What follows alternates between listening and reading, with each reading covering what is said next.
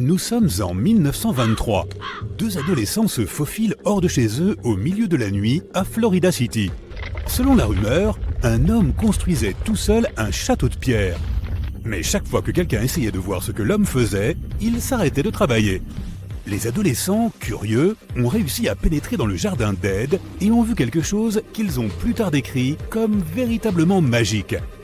Ils ont vu des pierres flotter comme des ballons à l'hélium. L'homme était capable de déplacer jusqu'à 30 tonnes sans l'aide de personne pour bâtir son château. Nul n'était autorisé à le voir travailler, mais il parlait fièrement de son projet dans toute la ville. Et quand les gens lui demandaient comment il faisait pour construire un château de pierre de ses propres mains, il répondait simplement « J'ai percé le secret des pyramides ». Cette histoire commence en Lettonie, le pays d'origine d'Edward Lidskalnin. Edward est né dans un petit village le 12 janvier 1887. Il a grandi dans une famille de maçons, ce qui explique sans doute sa connaissance des techniques de construction anciennes. Cependant, c'était un enfant maladif et il était incapable de porter de lourdes charges ou de pratiquer une activité physique intense. Un revers de fortune a décidé du destin d'Edward lorsqu'il avait 26 ans. L'amour de sa vie a rompu leurs fiançailles et Ed, le cœur brisé, a décidé de déménager aux États-Unis. Il a vécu dans divers États américains avant de finalement s'installer en Floride où son aventure a commencé. Ed a passé des années à chercher une terre où construire la maison de ses rêves. Les bonnes terres agricoles ne l'intéressaient pas. Lorsque les gens lui demandaient pourquoi, il ne répondait que par un sourire. Finalement, il s'est décidé pour un terrain et l'a acheté contre les recommandations de ses plus proches amis. Le sol était rocheux et par conséquent incultivable. Mais il était parfait pour ce qu'il cherchait à faire. Les amis d'Ed le décrivaient souvent comme quelqu'un d'excentrique. Lorsqu'on lui demandait pourquoi il voulait construire une maison, il se contentait de répondre « C'est pour l'amour de mes 16 ans. Un jour, elle reviendra. » Puis il changeait de sujet de conversation. Il a fallu environ 30 ans à Ed pour terminer le château de corail et il a tout fait tout seul. Il ne travaillait que la nuit et ne laissait jamais personne voir ce qu'il faisait. Le château de corail est un ouvrage rempli de mystères. Si tu voulais visiter le site à l'époque, tu devais passer par une porte tournante de 9 tonnes et de 2 mètres de haut que même un enfant pouvait pousser avec qu'un seul doigt. Ed était si fier de sa porte qu'il a initialement nommé son site le parc à la porte de pierre. Il n'a été rebaptisé château de corail que bien plus tard, après le décès d'Edward. Une fois à l'intérieur, les visiteurs peuvent admirer les incroyables merveilles de construction d'Edward Lidskalnin. Des tours, des symboles mystiques, des meubles et des balançoires, tout entièrement faits de blocs de pierre monolithiques. Les pierres sont posées les unes sur les autres et ne tiennent ensemble que par leur propre poids. Et crois-le ou non, le parc compte environ 1100 tonnes de pierre. Aujourd'hui, si tu visites la maison d'Ed, tu pourras même voir les instruments élémentaires qu'il utilisait pour travailler. Burin, marteau, cordes et poulies.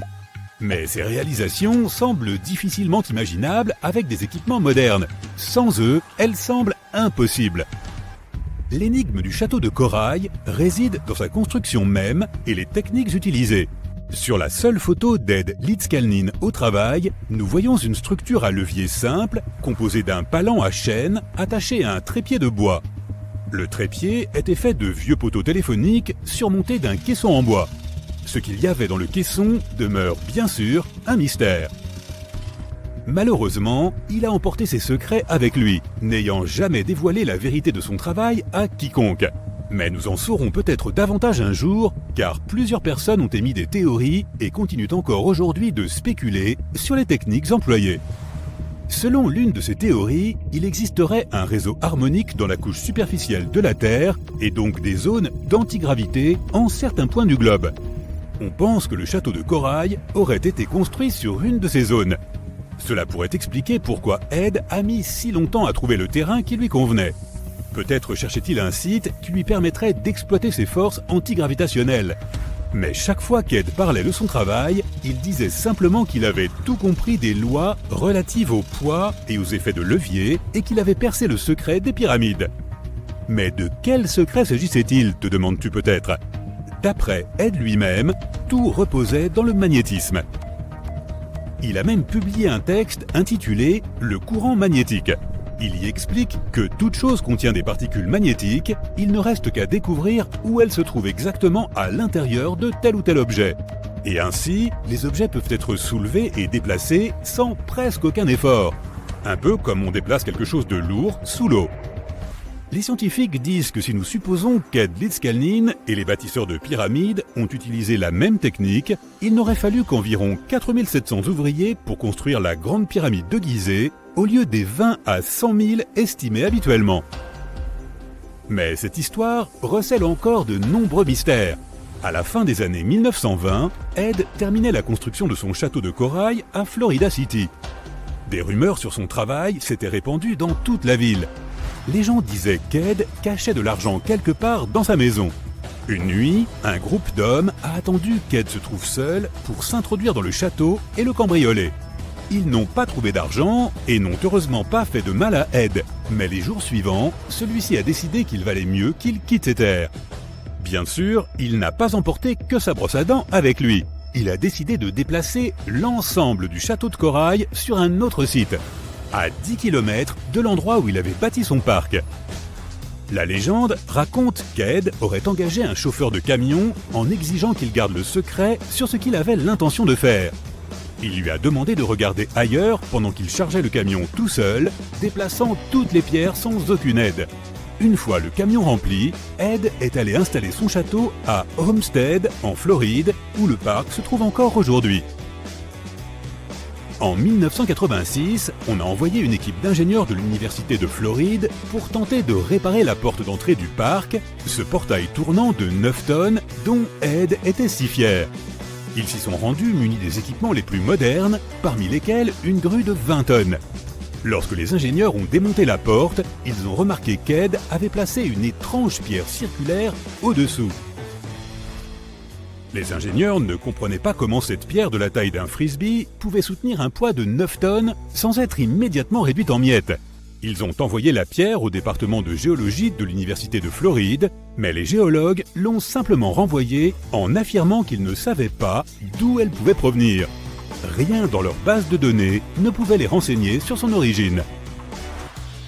Les ingénieurs ont remis la porte de 9 tonnes en place en essayant d'utiliser d'autres techniques. Au début, cela ne fonctionnait pas sans la base qu'Ed avait utilisée.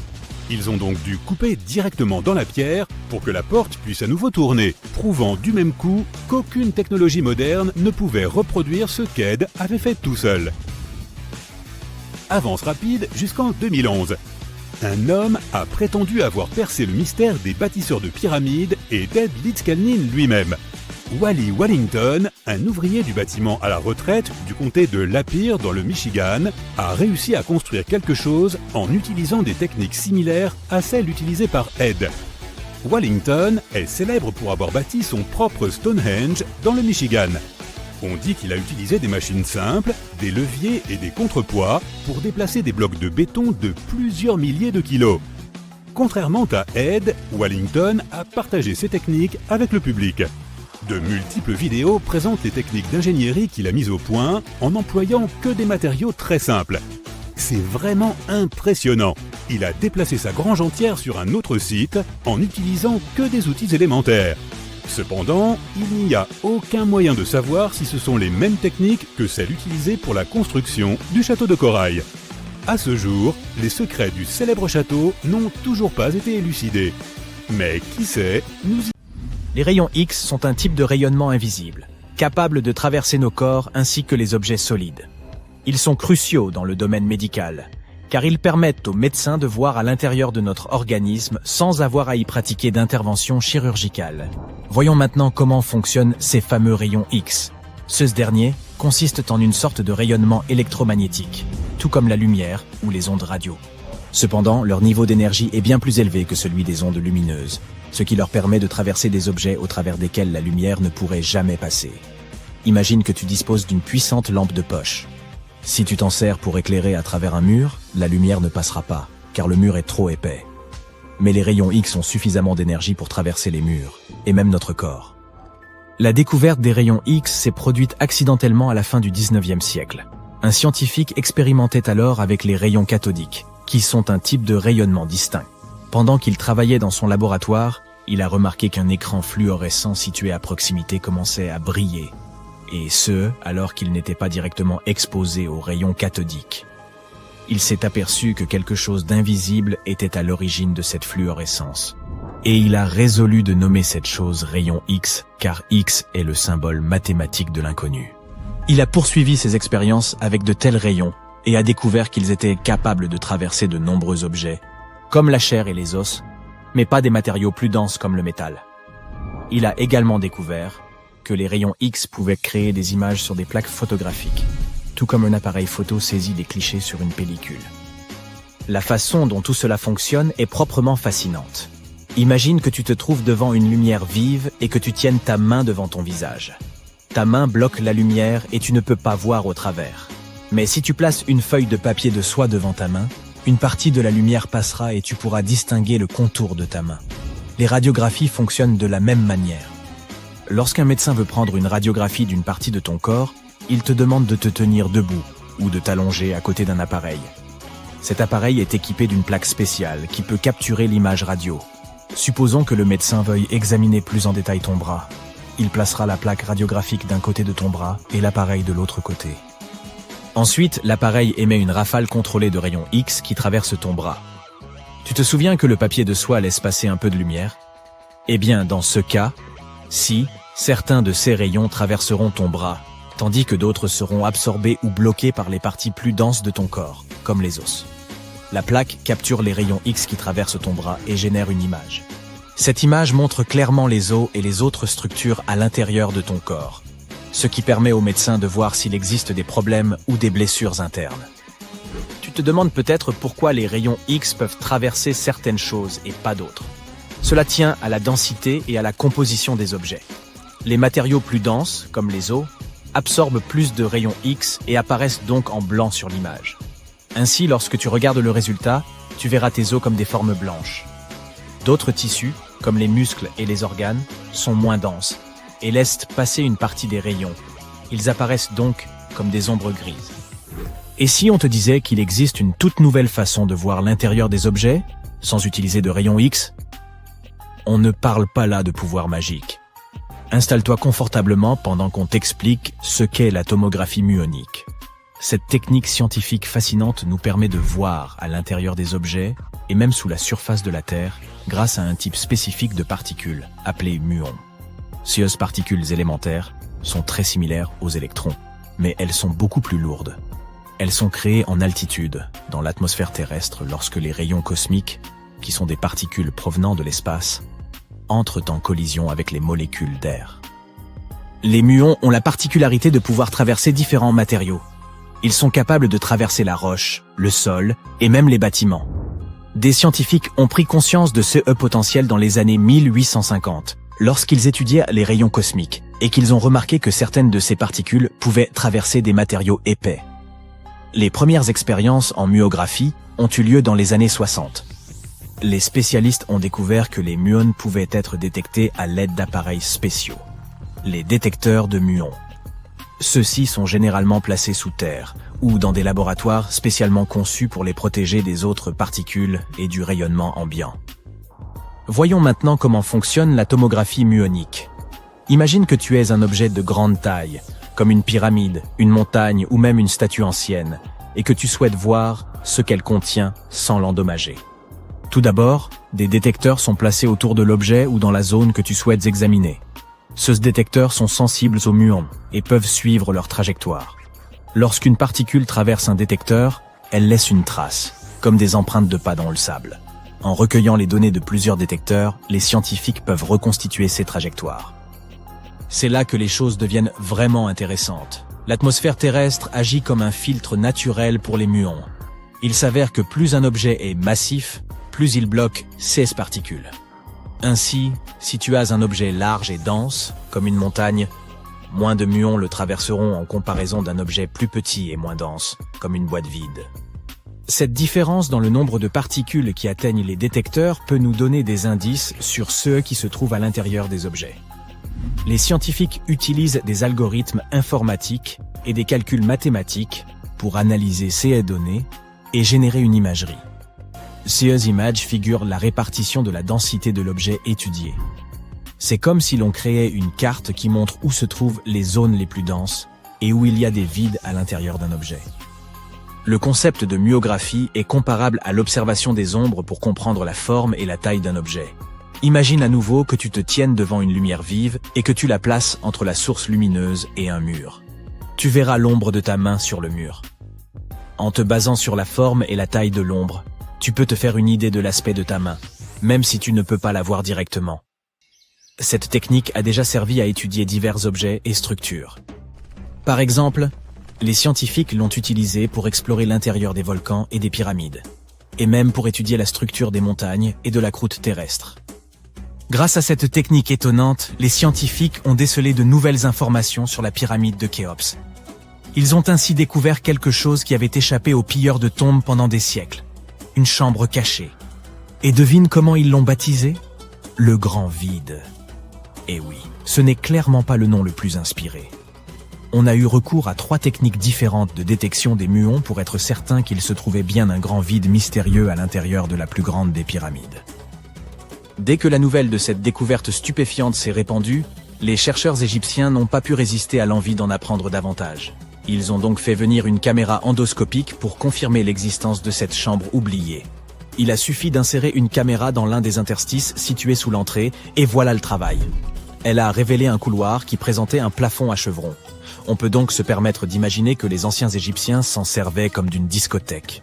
Une autre équipe de chercheurs a décidé de scanner à nouveau cette cavité. Selon eux, la pyramide de Khéops aurait été une pionnière dans le domaine des pyramides.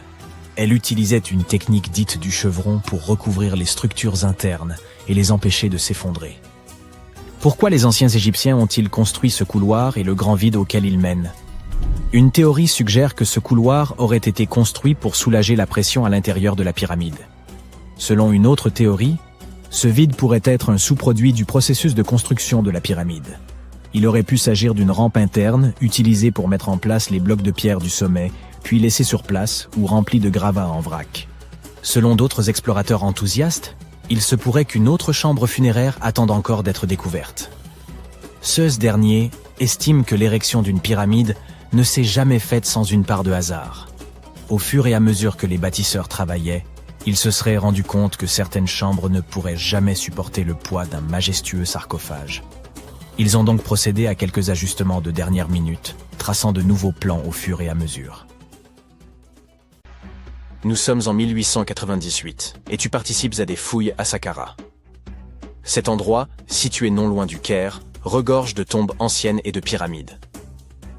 En bon aventurier, tu espères trouver quelque chose de vraiment cool, et devenir célèbre. De l'or, des manuscrits, des cartes au trésor, des momies de pharaons.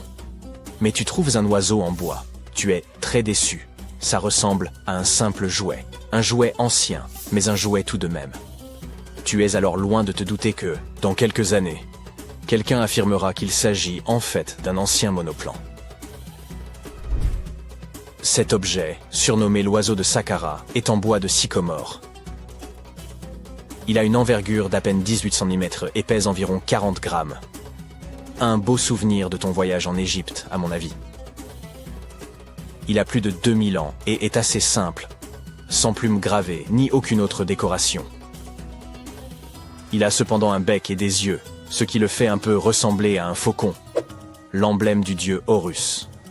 Sa queue a quelque chose d'inhabituel, elle est carrée, étrangement droite, et on dirait qu'une pièce aujourd'hui manquante venait autrefois la compléter. Nous adorons résoudre les mystères, du coup, plusieurs théories ont été avancées au sujet de cet oiseau. La première, toute simple, est qu'il s'agissait d'un objet cérémoniel. La deuxième idée est qu'il s'agissait du jouet d'un enfant né dans une famille aisée. Il pourrait s'agir d'une sorte de boomerang, très populaire dans l'Égypte ancienne. Enfin, selon une autre théorie, l'oiseau aurait été utilisé comme girouette. Mais cette théorie n'a pas été retenue, car la figurine ne présente aucun trou ou marquage, à l'exception de celui qui a été fait au musée du Caire pour la fixer sur son socle. Il n'y avait donc jadis aucun moyen de l'accrocher. Près d'un siècle après la découverte de l'oiseau, l'égyptologue Khalil Messia a proposé une nouvelle théorie selon laquelle il pourrait s'agir d'un modèle de monoplan. Selon lui, il manquait à l'oiseau un empennage horizontal. Par ailleurs, ses ailes étaient placées à angle droit, comme celles des avions modernes. Cela aurait pu servir à générer la portance aérodynamique nécessaire au vol. Le docteur Messia a également affirmé qu'il était courant à l'époque de placer des modèles miniatures d'inventions technologiques dans les tombes. Les anciens Égyptiens ont-ils vraiment inventé l'avion en 200 avant notre ère? Cela aurait beaucoup contrarié les frères Wright, que l'on considère comme les inventeurs de l'aviation. Ils n'ont effectué leur premier vol qu'en 1903. Afin de nous en assurer, il nous faudrait tester le modèle. Mais le musée égyptien ne laisserait probablement personne lancer en l'air cette précieuse pièce de collection. C'est pourquoi le concepteur de planeur, Martin Grégory, a construit un modèle similaire, cette fois en balsa, et a pu conclure que même avec un empennage horizontal, cet avion n'était pas très performant. Affaire résolue. Et non. Une chaîne de télévision n'a pas trouvé cela convaincant et a donc invité un expert en aérodynamique à construire une autre réplique de notre oiseau. Il l'a testé dans des conditions similaires à celles de l'Égypte ancienne, et a été impressionné par ses capacités. Ainsi, si le prototype d'un avion a bien été inventé à l'époque des pharaons, il s'agirait d'un OPART, ou objet manufacturé incongru, en français. Soit un objet anachronique, en avance sur son temps en termes de technologie ou d'histoire. Et l'oiseau de Saqqara n'est pas le seul exemple d'une telle chose. En 1901, un groupe de plongeurs a découvert la machine d'Anticythère dans une épave sous-marine près de l'île grecque du même nom. On l'a surnommée le premier ordinateur analogique du monde. Et on pense qu'elle date d'environ 100 ans avant notre ère. Le mécanisme en bronze pouvait indiquer la position du Soleil, de la Lune, des planètes et des étoiles, ainsi que les phases lunaires, les dates des prochaines éclipses solaires, et même la vitesse à laquelle la Lune se déplace dans le ciel. Personne ne sait exactement qui l'a utilisé, ni comment ou où il a été fabriqué. Mais il est évident qu'il était extrêmement précis et bien trop avancé pour son époque. Les premières toilettes à chasse d'eau ont-elles été inventées au XXe siècle? Et non. Les Minoens de Crète et la civilisation de la vallée de l'Indus ont mis au point cette super invention à peu près à la même époque, il y a environ 4000 ans. Leur modèle de plomberie était si bien conçu qu'il a fallu attendre 2000 ans avant de voir apparaître quelque chose d'aussi performant. Une ancienne toilette minoenne a été découverte dans le palais de Knossos. Elle était équipée d'un siège de bois placé juste au-dessus d'un tunnel qui conduisait l'eau d'un réservoir vers un égout souterrain. D'autres toilettes nécessitaient un apport d'eau à l'aide de cruches. Seuls les riches pouvaient s'offrir un tel luxe. À l'époque, si tu possédais un bien immobilier, les toilettes chasse d'eau étaient le signe de ton appartenance aux plus hautes sphères. Les portes automatisées étaient une chose nouvelle en 1931. Mais la technologie qu'elles utilisent est en fait beaucoup plus ancienne. Elle date du 1er siècle de notre ère. Le mathématicien et ingénieur Héron d'Alexandrie imagina à cette époque un système capable d'ouvrir et de fermer les portes. Pour faire fonctionner son invention, il fallait allumer un feu. Un pot en laiton était placé sous le feu, à moitié rempli d'eau. Le pot était ensuite relié à des récipients qui servirent de poids. Grâce à la chaleur, l'eau se déplaçait dans les récipients qui descendaient et tiraient sur les cordes. Rien à voir avec une porte de supermarché qui s'ouvre et se ferme grâce à l'électricité. La porte de Héron mettait des heures à s'ouvrir, et il n'y avait aucun moyen d'arrêter le processus. C'est pourquoi on n'ouvrait les portes qu'une fois par jour, avant que les gens n'entrent dans les temples. Cela ajoutait un peu de mystère aux cérémonies. Incroyable. Il semblerait que la toute première batterie ait été inventée à Bagdad, il y a environ 2000 ans. Un archéologue allemand a découvert une jarre d'argile de forme ovale en 1938. Les scientifiques ne savent toujours pas à quoi elle servait ni qui l'a inventée. Selon une théorie, elle aurait été utilisée pour galvaniser des objets avec des métaux précieux. Lorsqu'elle était remplie d'un acide faible, comme du vinaigre, la batterie produisait environ 1 volt. Selon une autre théorie, il s'agirait d'un récipient destiné à recevoir des rouleaux sacrés. Que dirais-tu de lentilles de contact conçues par Léonard de Vinci? En 1508, il inventa une lentille de verre munie d'un petit entonnoir. Il n'y avait qu'à verser de l'eau à l'intérieur. Et cela améliorait la vision. Mais ce n'était pas super pratique. 100 ans plus tard, René Descartes décida d'améliorer cette idée. On dit lentilles de contact, parce qu'elles sont censées entrer en contact avec les yeux, tu vois? Ce tube de verre rempli de liquide permettait une meilleure vision. Mais il était hélas impossible de cligner des yeux. 2 siècles et demi plus tard. La technologie du verre permit aux scientifiques de concevoir des lentilles qui s'inséraient dans l'œil et permettaient même à leurs porteurs de cligner des yeux. Une belle invention. Toutefois, ces lentilles étaient fabriquées en verre soufflé et l'œil ne pouvait pas respirer. Une 50aine d'années plus tard, les concepteurs adoptèrent le plastique, plus léger, incassable et résistant aux rayures, même si les lentilles couvraient encore l'œil entièrement. Ce n'est qu'en 1948 qu'un certain Kevin Tuohy ponça une lentille en plastique et se rendit compte qu'elle restait en place même en ne couvrant que la cornée. Imagine-toi vivre dans le Londres du 19e siècle et avoir besoin d'envoyer un message à New York. Cela prenait alors une dizaine de jours. Du coup, lorsqu'en 1858 les délais passèrent de quelques jours à quelques heures, ce fut une véritable révolution. Le premier message fut envoyé par la reine Victoria elle-même, grâce à un câble télégraphique transatlantique qui passait sous l'océan. Hélas, cette invention ne survécut que quelques semaines. Et il fallut attendre des années pour qu'on puisse à nouveau s'en servir. Vous vous rendez en Espagne avec une équipe d'archéologues, dans l'espoir de mettre au jour d'antiques artefacts. Par chance, vous découvrez l'un des plus grands trésors de l'âge du bronze ibérique. Cette appellation désigne les cultures de cette époque en Espagne et au Portugal. Parmi les objets exhumés figurent des monnaies, des bijoux, des vases, ainsi que 2 pièces singulières. L'une évoque un fragment de sceptre, l'autre ressemble à un bracelet. Leur étrangeté? Elles semblent liées à l'espace. En 1963, à quelques kilomètres de la ville de Villena, en Espagne, des scientifiques mirent au jour le trésor de Villena, l'un des plus importants dépôts d'or de l'âge du bronze. Fait curieux, existe-t-il des trésors de bronze datant de l'âge d'or? Qu'importe. L'or découvert a été daté entre 1500 et 1200 avant notre ère. À l'exception toutefois du sceptre et du bracelet, dont la provenance semble étrangère. Leur origine serait extraterrestre, dit-on, ce qui rend leur datation incertaine. Bien sûr, ce n'est qu'une plaisanterie, du moins, en partie. Lorsque les chercheurs examinèrent les objets, ils constatèrent que ces 2 pièces étaient faites non d'or, mais de fer. Et alors, pourriez-vous penser?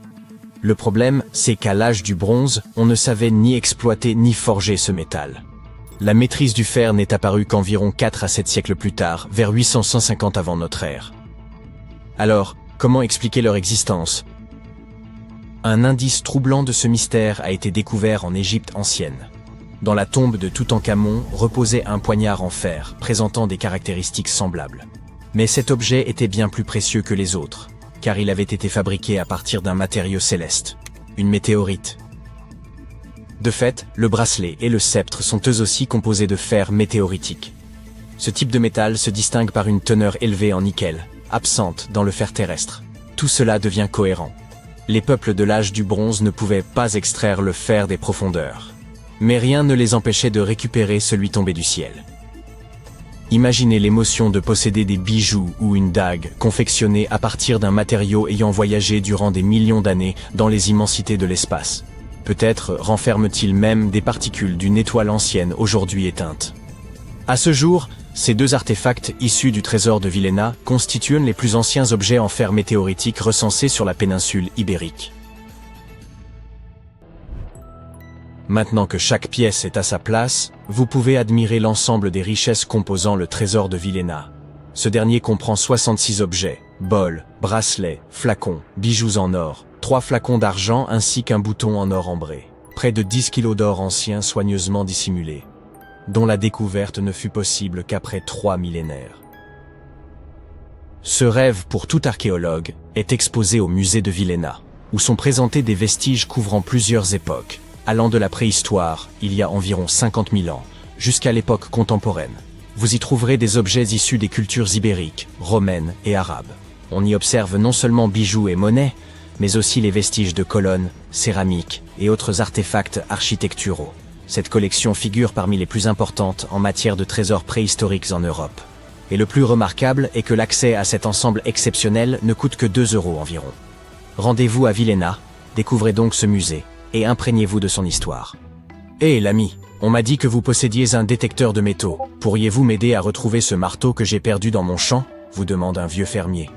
Vous prenez votre appareil et entamez les recherches. Mais au lieu d'un marteau, vous déterrez des centaines, voire des milliers de pièces d'argent estimées à environ 2 millions d'euros.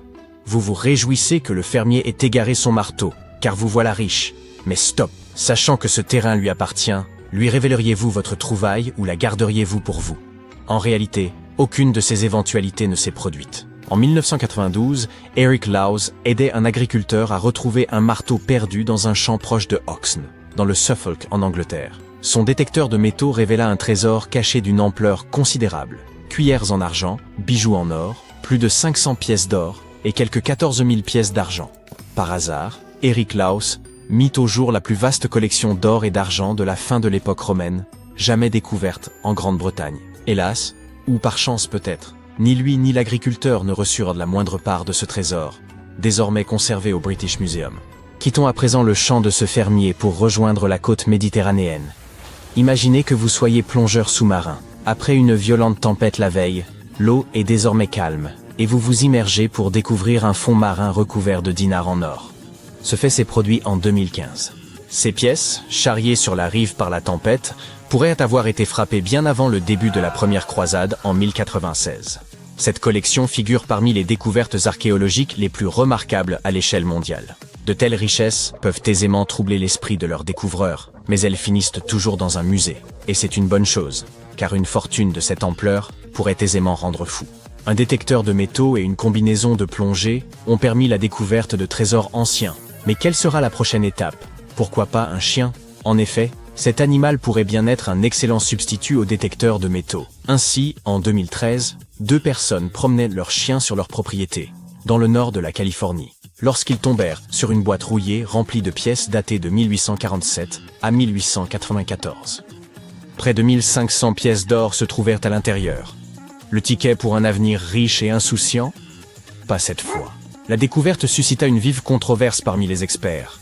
Une théorie avançait que ces pièces auraient été volées à la monnaie des États-Unis. Toutefois, celle-ci démentit fermement cette hypothèse, affirmant n'avoir jamais possédé un tel or dans ses réserves. Reste à comprendre pourquoi quelqu'un aurait pris le risque de dissimuler un tel trésor dans la propriété d'un tiers. Un voleur a risqué sa liberté, peut-être même sa vie, pour s'enrichir. Une fois son but atteint, il se contenta de cacher le magot, comme s'il n'avait jamais existé. Une affaire pour le moins étrange.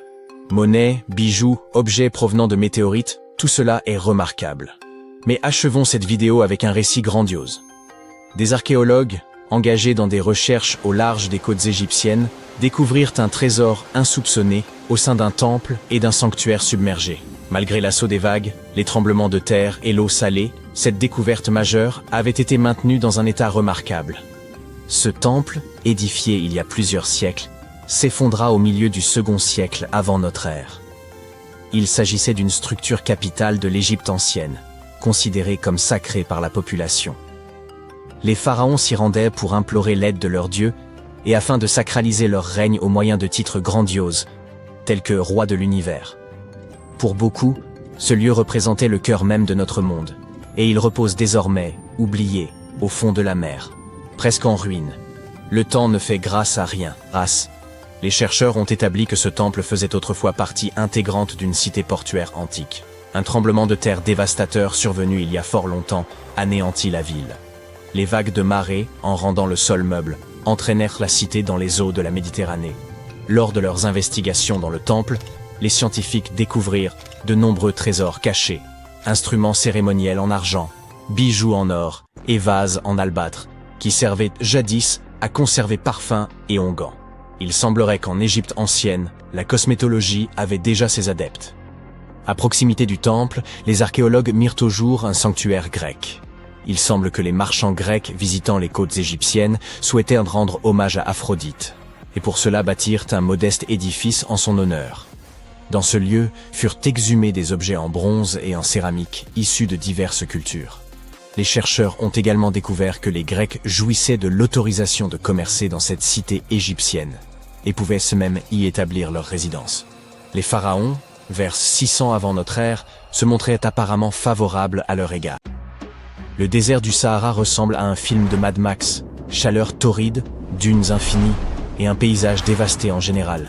Un endroit où personne ne pourrait vivre, n'est-ce pas? Eh bien, oubliez tout ce que vous en savez, car il y a 5000 ans, le Sahara était un paradis luxuriant de prairies, lacs et rivières, et abritait une civilisation fantôme qui a disparu sans laisser de traces.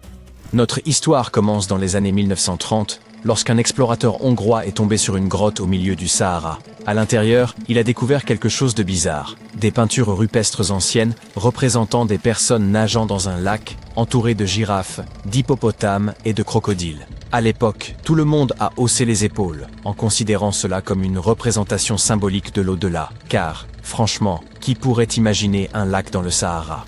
Avance rapide d'environ 70 ans plus tard, lorsqu'un groupe d'archéologues a fait une découverte qui a renversé la situation. Dans un abri sous roche en Libye, ils ont mis au jour 15 momies, ainsi que des paniers, des pots en céramique et d'autres objets du quotidien. Cela peut sembler des déchets préhistoriques pour la plupart des gens. Mais pour les archéologues, c'était comme découvrir une pièce à conviction clé. Ces personnes ne faisaient pas que passer par là. Elles vivaient ici.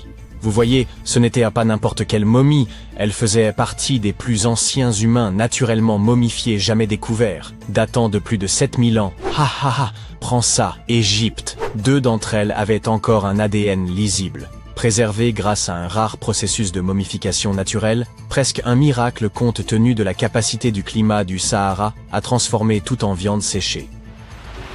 Les scientifiques ont eu du mal pendant un certain temps à comprendre d'où provenaient ces momies, car l'ADN mitochondrial qu'ils avaient récupéré n'était pas du tout utile. Mais grâce au progrès scientifique, ils ont finalement réussi à effectuer une analyse génomique complète qui a révélé d'étranges secrets.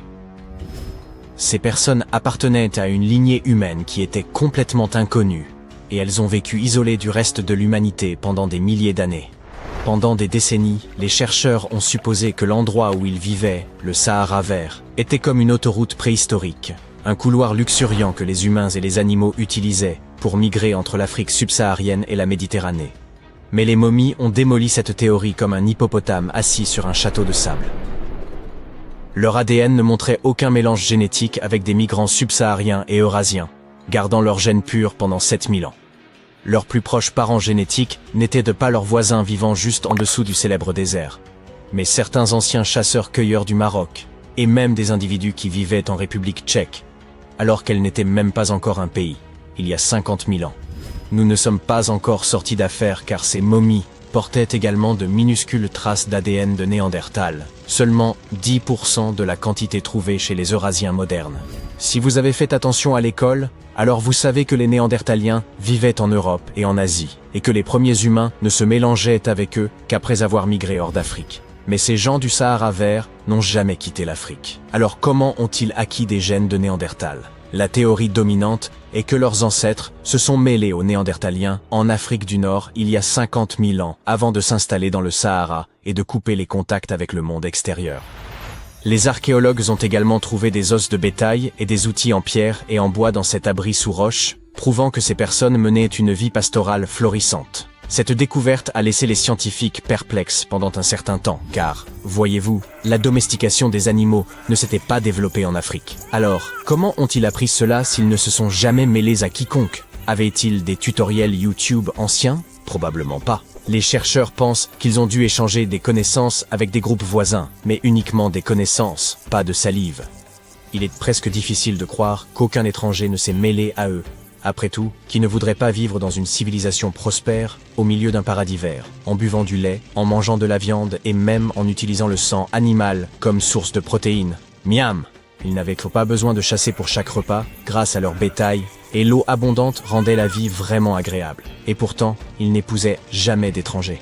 Pourquoi ? Peut-être que c'était un choix culturel de ne jamais sortir en dehors de leur propre groupe. ou peut-être que le paysage même les gardait isolés. C'est là que les scientifiques misent. Ils croient que les forêts denses et les rivières qui existaient dans le Sahara vert agissaient comme le panneau défense d'entrée de la nature, créant une barrière géographique qui isole les animaux, les plantes et les sociétés entières. Cette isolation est la raison pour laquelle leurs gènes étaient nés si uniques. Ces gens-là n'échangeaient pas de baisers avec qui que ce soit d'autre. Mais cette capsule temporelle génétique a failli ne pas survivre. Pendant la majeure partie de la dernière ère glaciaire, le Sahara était encore plus impitoyable qu'aujourd'hui, une véritable zone morte où les humains ne pouvaient pas survivre. Il y a 70 000 ans, même les gens les plus résistants ont disparu, se retirant vers la vallée du Nil et la côte méditerranéenne. Pourquoi ?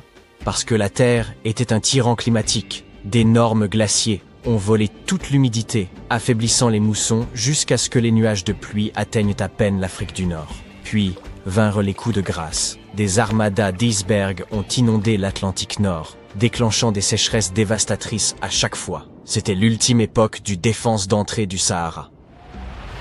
Maintenant, vous vous demandez probablement comment le Sahara est devenu vert après tout cela, pour redevenir ensuite un désert. Eh bien, tout a commencé il y a 15 000 ans. Je n'étais pas là à cette époque, lorsque la Terre se libérait de la dernière ère glaciaire. L'axe de notre planète était un peu instable, et à cause de cela, l'hémisphère nord s'est rapproché du Soleil, recevant ainsi plus de lumière et de chaleur. Cet été éternel a transformé l'Afrique du Nord en un gigantesque aimant à humidité, attirant l'eau de l'Atlantique et la faisant pleuvoir sur le Sahara. Le résultat de cette quantité incroyable de pluie fut une savane luxuriante, dotée de lacs de la taille de petits pays. Mais la période humide africaine n'était pas juste un miracle ponctuel. La vérité est que ce passage éternel entre le vert et le désert a eu lieu plus de 230 fois dans le Sahara depuis que le désert est né. Lors de l'un de ces événements, le Sahara s'est même étendu, devenant plus grand qu'il ne l'est aujourd'hui. Donc, lorsque le Sahara vert a fait son apparition, vous pouvez parier qu'il a apporté la transformation ultime de l'écosystème. Ce n'était pas juste une légère couche de gazon. On parle d'une véritable métamorphose. La transformation était si complète qu'elle a même remodelé les populations animales. Les guépards ont soudainement eu du mal avec les nouvelles dynamiques de proie, tandis que les rongeurs, comme la souris multimammaire, prospéraient dans les prairies devenues soudainement abondantes. C'était comme un Tom et Jerry inversé. Mais n'emballez pas encore vos maillots de bain préhistoriques. Ce paradis avait des dents. Le Sahara était un labyrinthe écologique de rivières infestées de crocodiles, de moustiques porteurs de la malaria, et de grands félins tapis dans les hautes herbes. Le traverser aurait été comme jouer à une version réelle de Hippoglouton. C'est probablement pourquoi davantage de groupes ne se sont pas installés de manière permanente. Le climat du Sahara a basculé entre des périodes humides et sèches tous les 20 000 ans. Difficile d'appeler cela un code postal stable. Pour la plupart des anciens peuples, il était plus judicieux de considérer le Sahara vert comme un buffet à volonté, prendre les ressources et partir avant que le désert ne revienne. Cependant, cette période du Sahara vert a duré 10 000 ans, laissant à nos bergers mystérieux beaucoup de temps pour prospérer. Mais il y a environ 5 000 ans, l'axe de la Terre a de nouveau changé, les pluies se sont éloignées, et le Sahara s'est asséché plus vite qu'une flaque d'eau en juillet. Alors que le désert faisait son retour, les bergers du Sahara vert n'eurent d'autre choix que de rassembler leur bétail et de partir. Certains chercheurs pensent qu'ils ont migré vers le Nil, posant ainsi les bases de l'Égypte antique. Je suppose donc que leur héritage perdure. De plus, leur lignée pure est peut-être éteinte de nos jours, mais quelques gènes ténus des momies peuvent encore être trouvés chez les habitants de l'Afrique du Nord actuelle. Mais les momies introverties n'étaient pas les seules à utiliser le Sahara vert comme Airbnb. Elles avaient en réalité des voisins juste au coin de la rue, dans un village au bord d'un lac au Niger, pour être précis. Ces personnes ont prospéré pendant 5000 ans et ont laissé derrière eux le plus ancien cimetière du désert du Sahara, comprenant un homme enterré dans une carapace de tortue, un homme d'Halloween souriant avec des dents limées, et une étreinte familiale poignante figée dans le temps, victime des mêmes eaux qui les ont soutenus. Finalement, ces personnes ont également disparu, tout comme cela est arrivé à nos amis antisociaux. Cela prouve que ce désert déjoue tout le monde avec un paysage qui offre le paradis d'une main et le retire de l'autre. Savez-vous quelle quantité d'or a été extraite par l'humanité au fil de l'histoire ? Environ 233 000 tonnes. Et les 2/3 de cette masse furent exploités après les années 1950. Divers pays, époques et des milliers de personnes impliquées. Mais que se passerait-il si d'immenses gisements d'or étaient découverts en un seul lieu? Et si un immense gisement de minerai d'or était révélé? Non, pas juste immense, mais proprement gigantesque. C'est exactement ce qui a été mis au jour en Chine. Un groupe de géologues a identifié environ 40 filons d'or, renfermant approximativement 330 tonnes de minerais. Mais ce n'est pas tout. La modélisation 3D a révélé que davantage d'or repose en profondeur. À quelques 3000 mètres, plusieurs centaines de tonnes supplémentaires pourraient se trouver. En tout, il est possible qu'ils découvrent des gisements totalisant près de 1100 tonnes d'or. Pouvez-vous concevoir pareille quantité? Cela correspond à environ 70 milliards d'euros. Waouh! Les experts indiquent que ce gisement recèle environ 139 grammes d'or par tonne de minerai. Cela peut sembler dérisoire, mais c'est en réalité un taux remarquable dans l'exploitation aurifère. Habituellement, 10 grammes par tonne est considéré comme excellent. Si toutes les estimations s'avèrent exactes, il s'agira de la plus vaste mine d'or au monde, surpassant même la mine de South Deep en Afrique du Sud, qui recèle 1025 tonnes d'or. Certains s'inquiètent, et d'autres se réjouissent. L'or, toujours l'or dans les esprits. Tous désirent de l'or, tous en acquièrent. Sa valeur s'accroît, et il apparaît bien plus sûr que le bitcoin ou l'argent liquide. L'or évoque richesse et luxe. Il demeure constamment un placement précieux et rentable. Mais un instant, pourquoi en est-il ainsi? Qu'est-ce qui pousse les gens à s'enthousiasmer pour ce métal brillant? La vérité est que l'or possède à la fois une valeur pratique et psychologique. Depuis des siècles, l'or incarne le pouvoir, le prestige et la prospérité au sein de diverses cultures. Il semble que nous portions en nous une mémoire ancestrale nous signalant que l'or est précieux. Songez aux innombrables problèmes qu'il aura causés aux héros littéraires et aux multiples aventures autour de l'or que nous avons vues au cinéma. L'or suscite la joie et l'avidité, la cruauté et la domination. Voilà pourquoi il séduit tant de monde. Certes, il charme par son éclat, mais il demeure aussi d'une grande utilité. L'or ne rouille pas, ne se corrode pas, se conserve sur de longues périodes et ne se détériore pas. Il constitue l'investissement fiable par défaut. Toutes les autres formes d'épargne risquent de perdre de leur valeur lors des crises, tandis que l'or reste stable. Le seul inconvénient réside dans le risque de vol. Outre la joaillerie, l'or intervient dans l'électronique, la médecine, l'aérospatiale et de nombreux autres secteurs. Le Bitcoin tire sa valeur de la confiance des gens à travers le monde. L'argent possède sa valeur grâce à l'appui des autorités. L'or, en revanche, a une valeur intrinsèque. Il est tangible, visuellement séduisant, et son prix est consolidé par la croyance séculaire en sa valeur durable. Mais ne laissez jamais l'or vous troubler. Nombreux sont ceux qui perdent leur honneur, voire la raison à cause de lui. Évitez ce piège. Ce n'est qu'un simple morceau de métal brillant.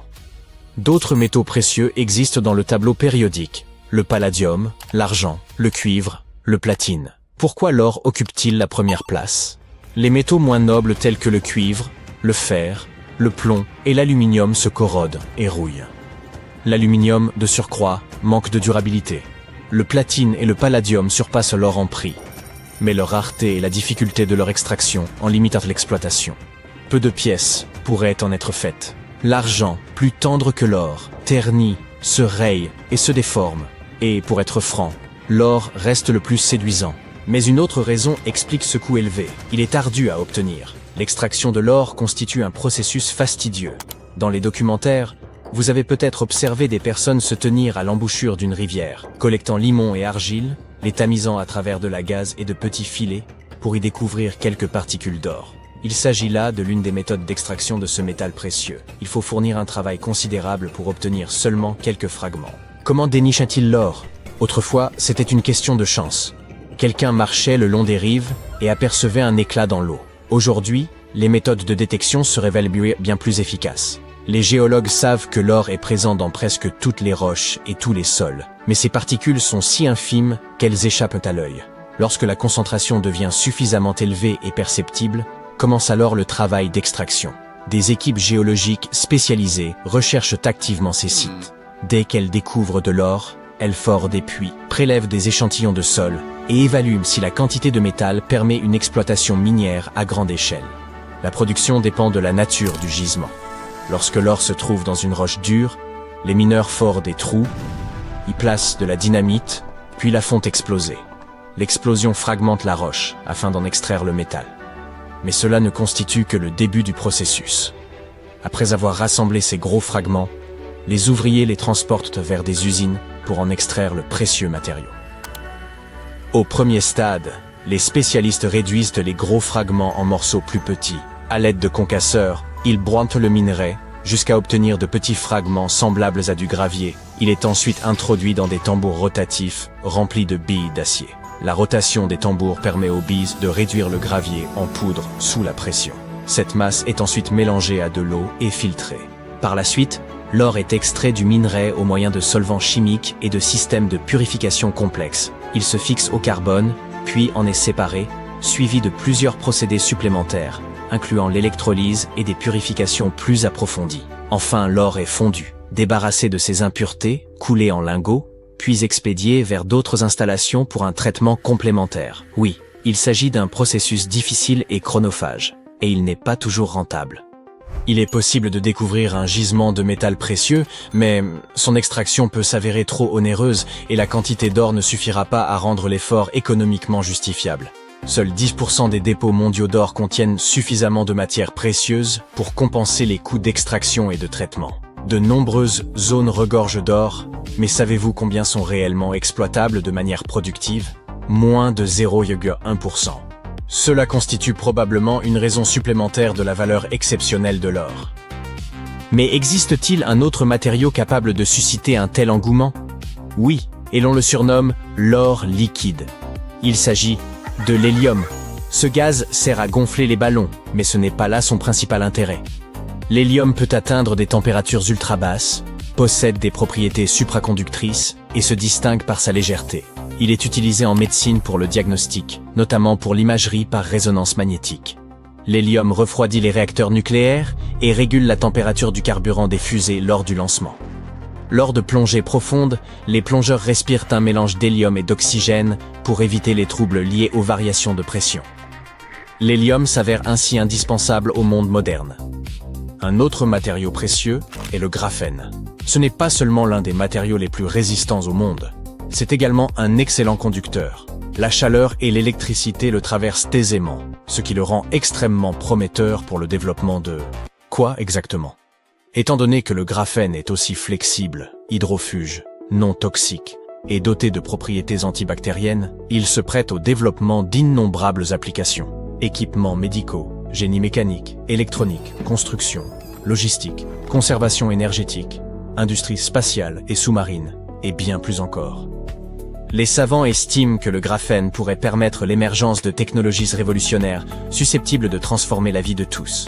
Un processus similaire s'est produit avec le silicium, largement utilisé pour produire des semi-conducteurs et des batteries rechargeables. Sans silicium, nous ne disposerions probablement pas de smartphones, d'ordinateurs portables, ni d'autres appareils électroniques. Le graphène pourrait lui aussi provoquer un nouveau bond technologique.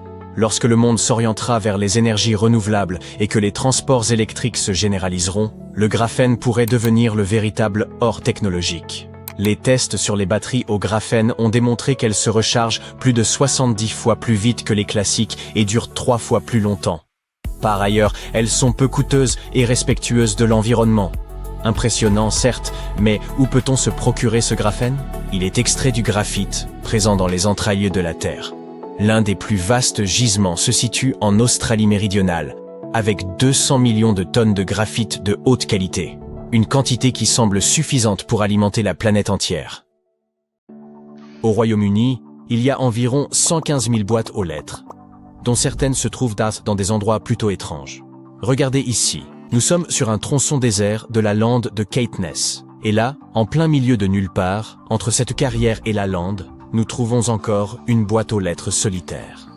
C'est Chris Aitken, un enseignant de la région, qui est tombé sur cette bizarrerie près de Worth Hill, à proximité de John O'Groats. John O'Groats est un petit village à 4 km au nord-est de Canis Bay, dans le comté historique de Caithness, en Écosse.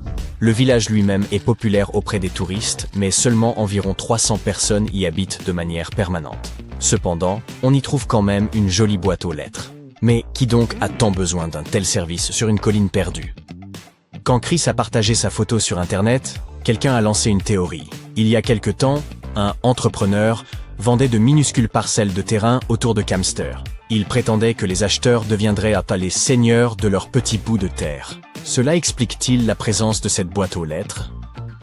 La boîte, fièrement estampillée, propriété de John O'Groats, porte également le nom de Thorsten Sommer ainsi qu'une adresse en Allemagne. Il y a un code PIN sur le devant, mais lorsque Chris l'a ouverte, tout ce qu'il a trouvé était un lien vers un site web. Le site présente des photos de Sommer agitant un drapeau écossais et parlant de son amour pour l'Écosse, se qualifiant lui-même de vieil écossais. Chris a essayé de se renseigner via le site web, mais il n'a jamais reçu de réponse. Cela pourrait être lié à l'achat rapporté par Sommer d'une petite parcelle de terrain, mais la vente de titres de propriété écossais est souvent perçue comme de l'escroquerie, car l'acheteur ne reçoit en vérité aucun titre légal. La zone autour de Worth Hill a également connu récemment une intervention policière, après la découverte d'un corps dans les environs. Doit-on faire un lien avec cette mystérieuse boîte aux lettres? Mais laissons ces histoires aux vrais inspecteurs et détectives. Et plongeons à présent dans la haute couture, d'accord? Vous êtes peut-être tombé sur cette image loufoque qui fait le tour d'Internet, et selon laquelle il y aurait une boutique éphémère Prada dans le désert du Texas. Eh bien, c'est en quelque sorte vrai et faux tout à la fois. Oui, il y a bien une boutique, en quelque sorte. Elle présentait toute une gamme de produits Prada pour une valeur approchant les 80 000 $. Et devinez quoi? C'est Miuccia Prada elle-même qui avait choisi les articles. Mais il n'était pas possible d'y acheter quoi que ce soit. Pas de caissier, pas de vendeur. C'était comme si l'endroit était fermé de manière permanente. La surprise? Il s'agissait en réalité d'une installation artistique, fabriquée entièrement à partir de matériaux biodégradables. Elle a été conçue pour se fondre progressivement dans la nature, une métaphore amusante de notre culture consumériste moderne. Mais pourquoi exposer des biens que personne ne peut acheter? Une métaphore pour le charme insaisissable du luxe. Elle était destinée à se détériorer tranquillement. Mais l'engouement créé a suscité un flux si inattendu de visiteurs que les choses ont vite dégénéré. Après avoir tenté de repousser plusieurs voleurs potentiels, les artistes ont dû admettre leur défaite. Désormais, le lieu se laisse docilement photographier et attire toutes sortes de personnes, des touristes comme des célébrités. Bien, vous pouvez trouver un sac de marque dans le désert, mais pouvez-vous, disons, trouver une voiture dans les grottes galloises? La réponse est oui, mais vous devez savoir qu'il ne s'agit pas d'une seule voiture, mais d'un grand nombre de véhicules. La caverne des âmes perdues est une grotte abandonnée nichée dans le joli pays de Galles. Autrefois, c'était une mine ardoisière. Les ouvriers y extrayaient des tonnes d'ardoise, qui partaient ensuite aux quatre coins du pays sur les voies étroites de la région. Mais lorsque cette industrie a disparu il y a de cela plusieurs décennies, la mine a été fermée. Si vous osez y entrer, ce que je ne recommande franchement pas, vous découvrirez deux grandes salles, et l'une d'entre elles est particulièrement remarquable. La salle principale s'enfonce à environ 20 mètres de profondeur, et est en partie submergée, avec juste une petite ouverture au-dessus.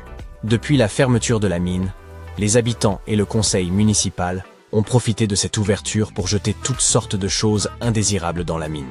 Vous trouverez de tout, des réfrigérateurs, des télévisions, et même des voitures entassées dans un coin. Ce qui rend la caverne des âmes perdues si spéciale, c'est le faisceau de lumière qui plonge en son cœur, éclairant l'énorme tas de voitures et de métal saccagé.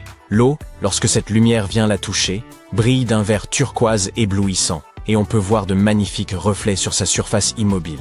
De temps en temps, un fragment d'ardoise tombe dans l'eau, brisant le silence et envoyant des ondes dans toute la caverne.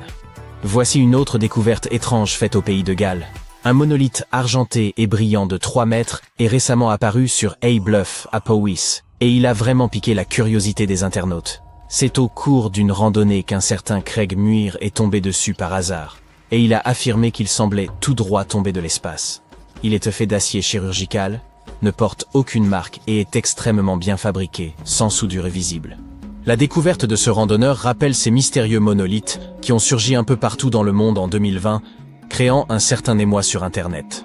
Richard Haynes, un habitant de la région, a suggéré qu'il pouvait s'agir d'une installation scientifique, mais le règlement du parc national interdisant les structures non autorisées, il se peut bien qu'il ne reste pas là très longtemps. Comme il n'y a aucun sentier dans les environs immédiats, Muir suppose qu'il a pu être amené ici par un groupe de personnes ou même déposé par un hélicoptère.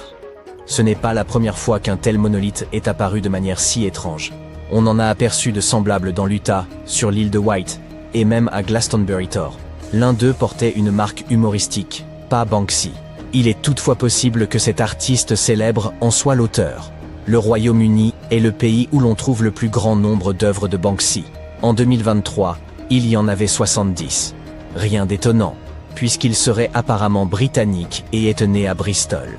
Le désert d'Atacama, dans le nord du Chili, qui est le désert non polaire le plus sec de la Terre, présente une vue étrange au kilomètre 1309 de la route panaméricaine. Une main géante en ciment qui s'élève à 11 mètres au-dessus du sable. Plutôt effrayant, vous ne trouvez pas? Mais rassurez-vous, il ne s'agit pas d'un monstre sorti de terre pour vous attirer par les chevilles dans un monde souterrain. Ce n'est pas non plus la relique ancienne d'une civilisation perdue. Un sculpteur professionnel a créé ce petit monument original en 1992. Malgré son emplacement isolé, la main est souvent la victime de graffitis, de sorte que des bénévoles doivent la nettoyer 2 fois par an. Au fait, ce n'est pas le seul monument de ce genre. Le même sculpteur a créé une main similaire à Punta del Este, en Uruguay. On l'appelle « l'homme émergent à la vie », et elle représente l'idée selon laquelle un géant tiendrait toute l'Amérique du Sud d'une main ferme. Pourquoi pas? Voici à présent une gigantesque sphère de pierre cachée dans la forêt de la vallée de Visoko, en Bosnie. Qu'en pensez-vous? Est-ce une relique ancienne ou une installation d'art moderne? Partagez vos réflexions dans les commentaires. Mais pour être entièrement honnête avec vous, comme je le suis toujours, personne ne connaît la vérité à son sujet.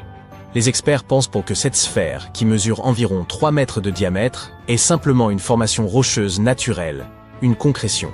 Ces boules possèdent cette couleur rougeâtre en raison d'une forte teneur en fer, et c'est une lente agglutination de particules minérales qui leur donne cette forme si particulière. Bien que les concrétions puissent prendre des formes plutôt surprenantes, le processus exact de leur formation reste quelque peu mystérieux.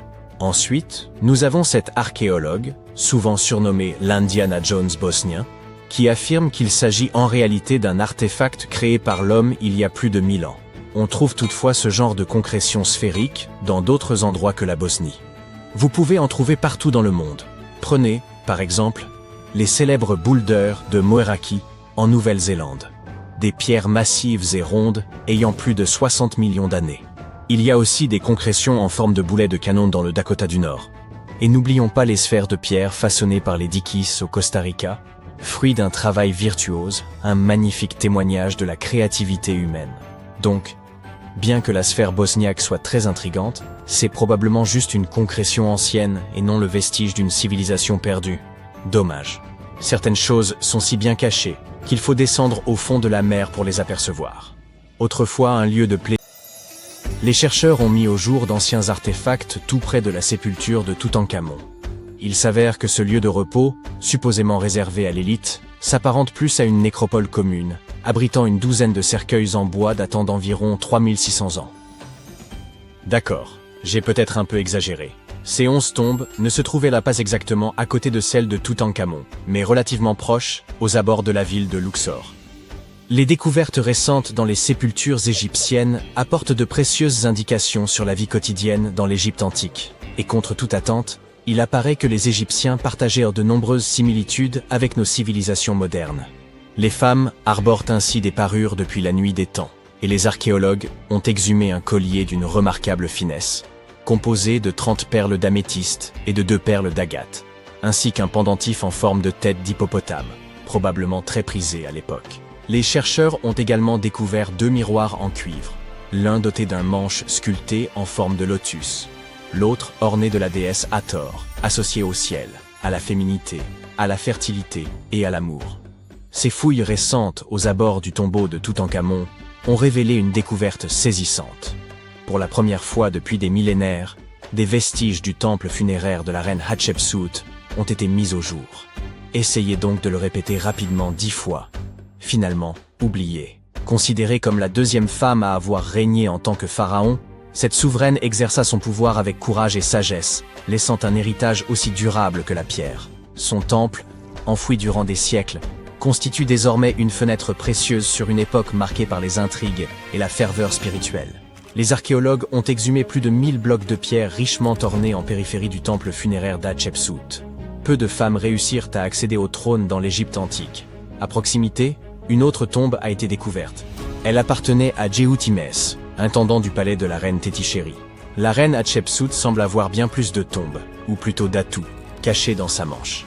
Contrairement aux pyramides, ces tombes ont été directement creusées dans la roche, illustrant une approche singulière de la préservation de l'âme dans l'au-delà. Les fouilles ont permis d'exhumer plusieurs objets anciens fascinants. Des jouets en argile, des masques de momies, des scarabées ailés et quelques amulettes. Malheureusement, il est probable que bien d'autres artefacts aient disparu au fil des siècles, car des visiteurs moins scrupuleux que les archéologues ont exploré le site avant eux. Il y a fort à parier que des pillards aient mis la main sur certaines pièces de grande valeur.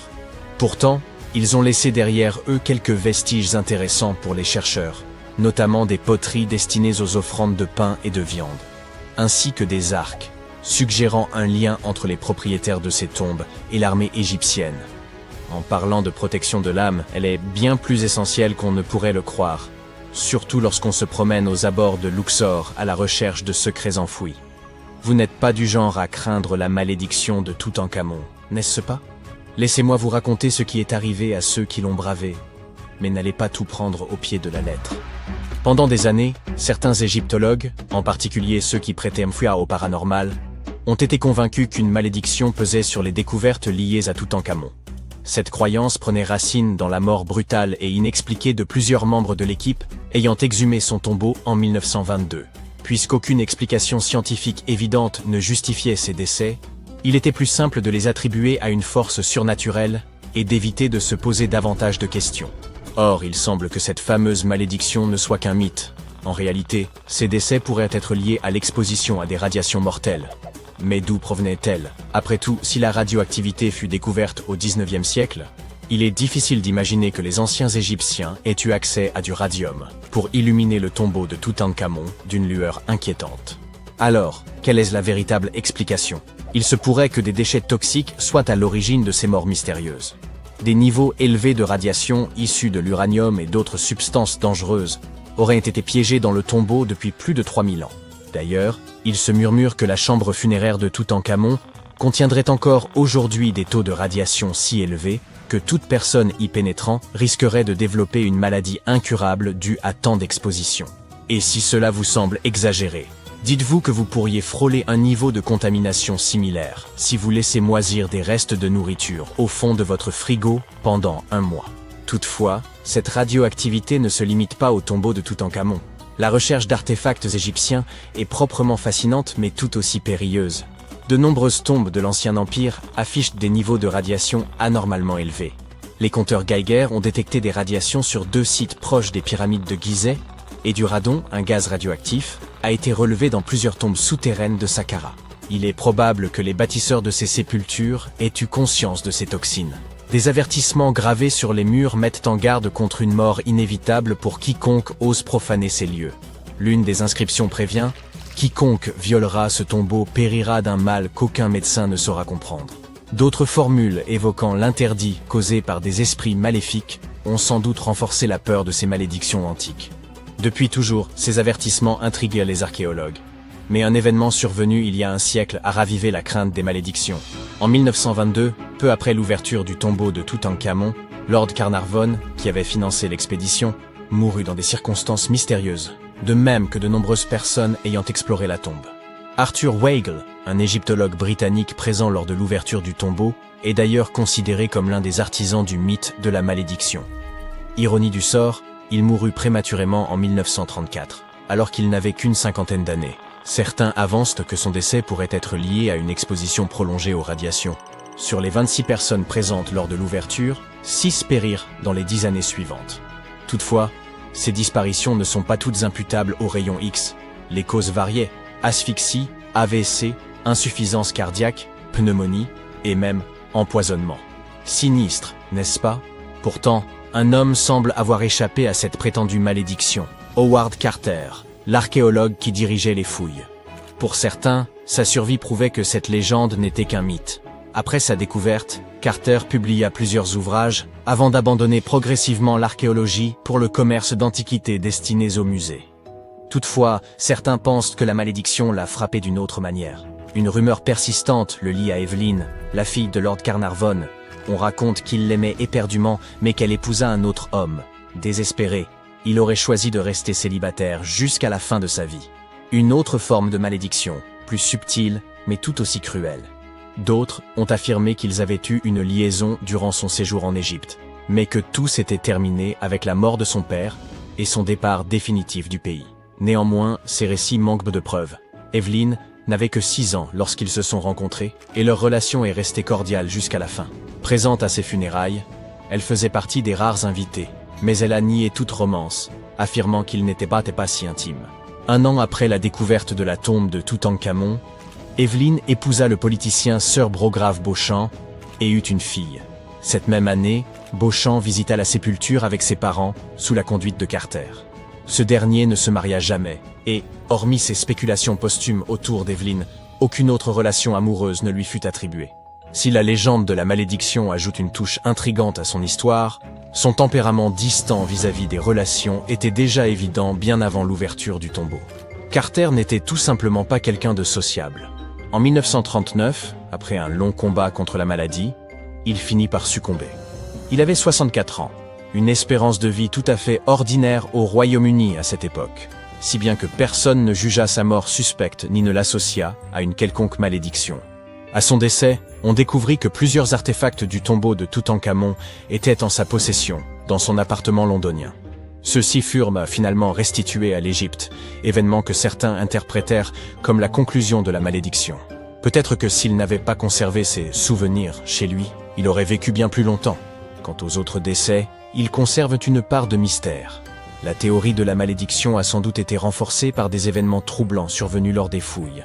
Carnarvon développa une grave infection après une simple piqûre de moustique. Et au moment de l'ouverture du tombeau, le Caire connut une panne de courant inexplicable suivie d'une tempête de sable.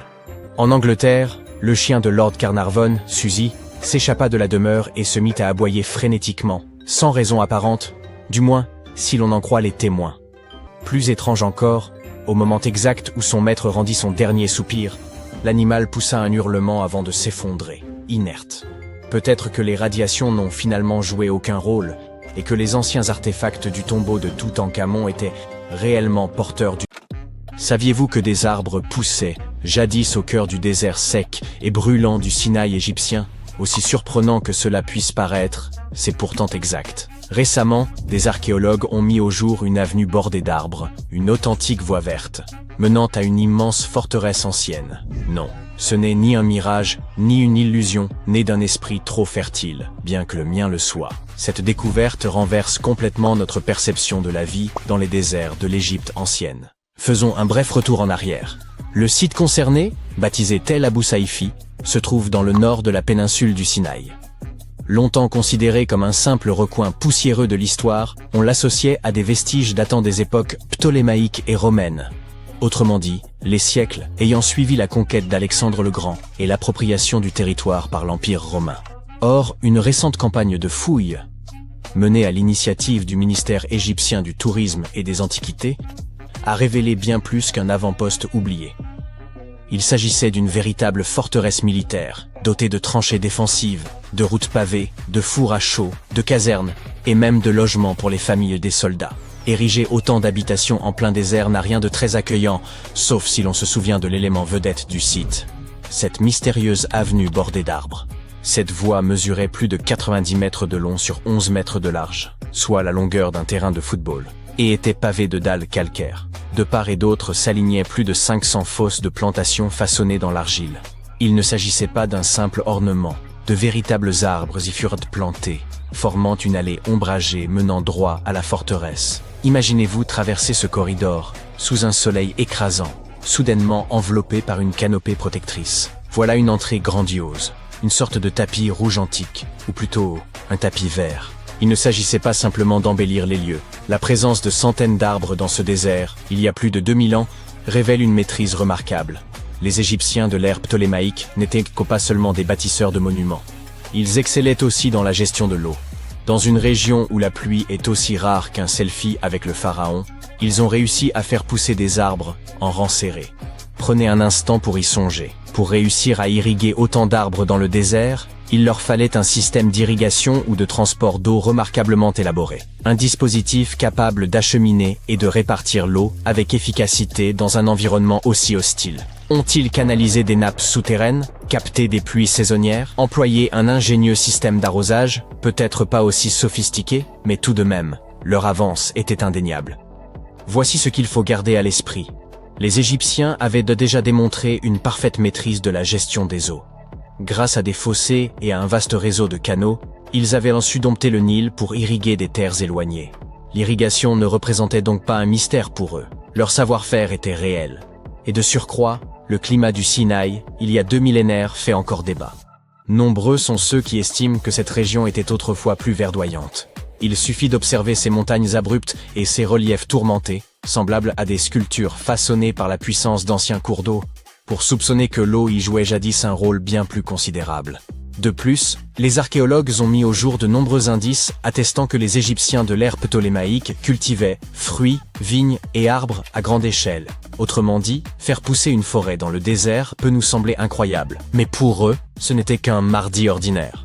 À présent, cette avenue verte pousse les archéologues à s'interroger. Et si des systèmes d'irrigation semblables avaient été employés ailleurs? Par exemple, pour acheminer les immenses blocs de pierre utilisés dans la construction des pyramides. Il existe déjà une théorie selon laquelle des rivières anciennes ou des canaux artificiels auraient facilité leur déplacement. Et la découverte de Tel Abou Saifi, eh bien, elle pourrait bien constituer la pièce manquante du puzzle. Ce n'est pas qu'un doux rêve. À l'époque, les rivières jouaient un rôle central, agissant comme les autoroutes, les réseaux énergétiques et les trains de marchandises du monde antique réunis. Les Égyptiens s'en servaient pour tout, irriguer, commercer, alimenter l'industrie et même mobiliser leurs troupes. Si une activité importante avait lieu, elle impliquait probablement un cours d'eau. Et ce n'est pas tout. La suite est encore plus surprenante. Les fouilles ont révélé d'imposantes tranchées défensives, semblables à d'anciennes douves, creusées à près de 2 mètres de profondeur autour de la forteresse. Ces fossés n'étaient pas de simples bourbiers, mais faisaient partie d'un dispositif complexe conçu pour être comblé ou enjambé par un pont afin de maîtriser les accès. On pourrait les comparer à une barrière de sécurité rétractable, sans les vérins hydrauliques.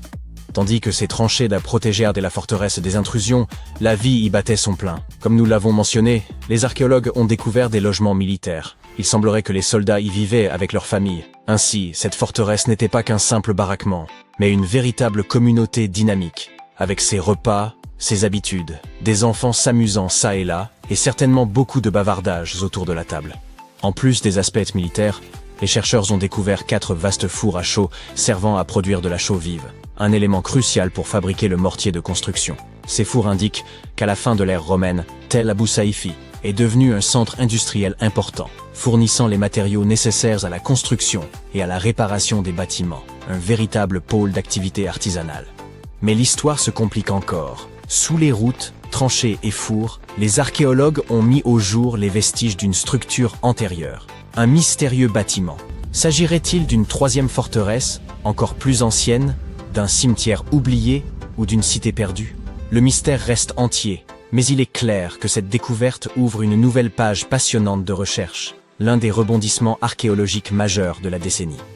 Que faut-il en conclure? Eh bien, pour commencer, cela bouleverse bon nombre d'idées reçues sur la vie dans les déserts de l'Égypte ancienne. On les a longtemps considérés comme des frontières naturelles, arides, hostiles et dépeuplées. Or, cette découverte laisse penser qu'ils furent jadis verdoyants et habités. Non parce que le climat était très différent, mais parce que les Égyptiens savaient, avec un génie remarquable, soumettre la nature à leurs besoins. Ils ne se contentèrent pas de survivre au désert, ils le façonnaient. Cela relance aussi le vieux débat sur l'ingéniosité technique des anciens Égyptiens. S'ils ont pu bâtir au cœur du Sinaï une forteresse dotée de douves, de routes arborées, d'un réseau d'irrigation et d'installations artisanales, est-il vraiment invraisemblable d'imaginer qu'ils aient pu concevoir des systèmes hydrauliques pour déplacer les blocs des pyramides? Oublier la théorie des anciens extraterrestres. Distrayante, certes, mais qui nous détourne d'une réalité fondamentale, ces peuples étaient d'une intelligence remarquable. Une bonne partie de ce que nous appelons aujourd'hui technologie moderne n'est que l'héritage d'une ingéniosité antique. Et l'on ignore combien de savoirs précieux se sont perdus en chemin. Pendant ce temps, les fouilles se poursuivent. Les chercheurs entreprennent une cartographie complète de Tel Abou Saifi afin de comprendre l'agencement global du site. Certains envisagent d'analyser le sol pour repérer d'anciennes racines, voire identifier les essences qui poussaient autrefois. Si des palmiers dattiers s'y trouvaient, par exemple, nous serions peut-être face à la plus ancienne allée de fruits secs au monde. Vous vous doutez bien que l'intérêt de ces découvertes dépasse le seul cadre de l'histoire. elles résonnent aussi avec les défis de notre époque. Face au dérèglement climatique et aux canicules de plus en plus éprouvantes, il devient urgent de se demander ce que ces civilisations disparues, capables de faire fleurir le désert, pourraient encore nous enseigner. S'il fallait ne retenir qu'une chose, Tel Abou Saifi nous rappelle que la civilisation égyptienne ne se résume pas à des pyramides, des pharaons et leurs momies. Ce peuple comptait des bâtisseurs clairvoyants, des architectes du vivant et des esprits résolument pragmatiques. Ils n'attendaient pas que la nature comble leurs besoins. Ils la façonnaient selon leurs desseins. Et grâce à des trouvailles comme celle-ci, nous discernons mieux l'ampleur de leurs avancées et, disons-le, de leur impressionnante modernité. Ainsi, la prochaine fois que l'on vous décrit le désert comme un espace stérile, vous pourrez rétorquer avec aplomb qu'il y a plus de 2000 ans, en plein cœur du Sinaï, s'élevait une forteresse avec des douves, une avenue bordée d'arbres, des casernes, des ateliers, et même une structure secrète enfouie sous terre. Voilà qui remet les pendules à l'heure, d'une comprise. Et qui sait quels autres vestiges y sont encore enfouis, attendant de réécrire l'histoire. Lorsqu'on se figure une scène épique dans le désert, avec son soleil écrasant, ses dunes infinies et ses oasis presque surnaturelles, il est naturel d'imaginer le mythique Sahara, n'est-ce pas? Pourtant, que diriez-vous si l'on vous apprenait qu'il y a 11 000 ans, cette vaste mer de sable brûlant avait une apparence radicalement différente? Bien sûr, personne n'était là pour en témoigner. Mais on raconte qu'à cette époque, ce que nous appelons aujourd'hui un désert était un véritable Éden, parsemé de lacs, de rivières, de prairies verdoyantes et même de forêts. Alors, où donc est passée toute cette eau? Il existe de nombreux récits sur ces temps anciens où les déserts étaient recouverts de jungles et de forêts luxuriantes, jusqu'à ce qu'un bouleversement, qu'il s'agisse de changements climatiques ou de séismes titanesques, transforme ces terres fertiles en dunes arides. Mais que penseriez-vous d'une hypothèse selon laquelle le Sahara aurait été transformé en désert par les activités humaines et des chèvres? Au fil des millénaires, le Sahara a connu des alternances marquées entre périodes humides et sèches, principalement en raison de légères variations dans l'inclinaison orbitale de la Terre, influençant la quantité de rayonnement solaire reçu par l'atmosphère. Il y eut même des phases appelées périodes humides africaines, où des pluies abondantes métamorphosaient ce paysage aride en un écrin de verdure éclatante. Cependant, entre 8 et 4500 ans avant notre ère, un phénomène inhabituel a bouleversé la région. Certaines zones sont passées d'un climat humide à un climat aride bien trop rapidement pour que cela puisse s'expliquer uniquement par des variations orbitales. En un laps de temps relativement bref, le Sahara verdoyant a laissé place au désert que nous connaissons aujourd'hui. Si vous interrogez les scientifiques sur la raison de ce changement, ils évoqueront sans doute une mauvaise paramétrisation des données. Ce jargon pourrait sembler nébuleux, alors permettez-nous de traduire. Cela signifie qu'eux-mêmes n'en sont pas sûrs et qu'il leur manque encore plusieurs pièces du puzzle. En analysant d'anciens échantillons de sol et de pollen, les chercheurs ont cependant relevé une tendance intrigante. Là où des pasteurs, des humains accompagnés de leurs bêtes domestiques, avaient dû séjourner, la végétation semblait se modifier. À croire que chaque fois que ces hommes et leurs troupeaux traversaient des étendues verdoyantes, ils ne laissaient derrière eux que broussailles et paysages désertiques. Quelle ironie! Il semble en effet que le surpâturage pratiqué par ces populations ait contribué à assécher l'atmosphère, car les plantes, en libérant de l'humidité, participent à la formation des nuages. Cette déforestation aurait intensifié l'ensoleillement, précipitant ainsi la fin des périodes humides. Par ailleurs, il est probable que nos ancêtres aient fait un usage excessif du brûlis pour accroître leurs terres, accélérant davantage l'avancée du désert. Quoi qu'il en soit, les scientifiques s'accordent à dire que ce Sahara luxuriant serait redevenu un désert, même en l'absence d'intervention humaine, un phénomène attribué au cycle naturel de la Terre. Inutile donc de faire reposer l'entière responsabilité de cette transition brutale sur l'homme. Ce changement pourrait simplement refléter les interactions entre la végétation et les cycles de poussière.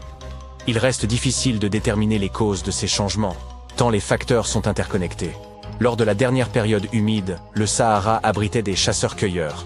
Avec son assèchement progressif, ces populations se sont tournées vers l'élevage pour subvenir à leurs besoins, mais il est tout aussi envisageable que le surpâturage ait contribué à accélérer la dégradation des paysages. Alors, quelle est la véritable origine de ce phénomène? L'œuf ou la poule? Dans ce cas précis, l'humain ou la vache?